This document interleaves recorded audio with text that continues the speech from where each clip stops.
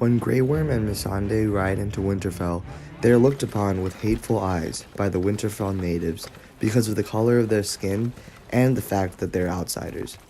This is a very prominent stereotype in the real world, given that outsiders are commonly faced with prejudice, and Game of Thrones shows this through the characters of Grey Worm and Missandei. Despite their past as slaves and being colored people, both Grey Worm and Missandei rise to power as they respectively become the commander of a large army and the Queen's most trusted advisor. Game of Thrones represents race in a manner of breaking this typical stereotype and showing that people of color can be in power within the show. Game of Thrones highlights that even though Dany is technically a queen, breaker of chains, and the mother of dragons, she is still treated as men's property by the Dothraki men simply because of her gender. The show depicts how surviving and rising to power is inherently more difficult for women just because of their gender. In this scene, Game of Thrones depicts four powerful women all together planning for battle against another queen, Cersei. This is an influential scene because men are usually the ones who plan for battles and fight for thrones. It is shown that these women overcame odds and prejudice and are in very powerful positions. In this scene, we see how Joffrey and Margaery, who are both highborns and are of a very high class, enter the lower class area of King's Landing.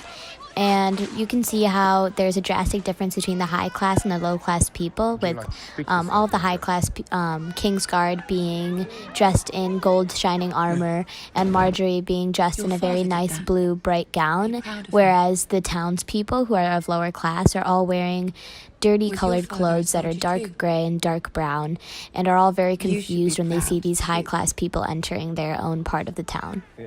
In this clip, we see how Lord Baelish is an example of how he is breaking the stereotypes for class, as he states that he built his own sigil in his own house, which is something very prestigious in this show, and he kind of came from nothing and built up his own wealth and everything that he has to this day, whereas Cersei, who is a Lannister, was given her wealth and given her class the moment she was born.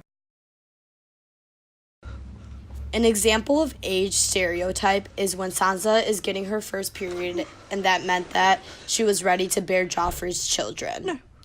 As soon as a girl comes of age and is able to bear children, they are automatically considered to be ready for marriage and create offspring. This fact is completely dependent on age and terrifies Sansa because she knows that she'll have to marry the man she hates because she is now ready to bear children. An example of age-breaking stereotype is Lady Mormont being lord of her house as a kid. Although Lady Mormont is extremely young, she still gains the respect of the lords around her and is an influential member of the alliance.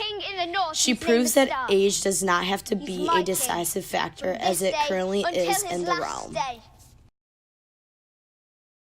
Speaking to stereotype of disabilities, Tyrion relates to Jon Snow being outcasted because he feels the same.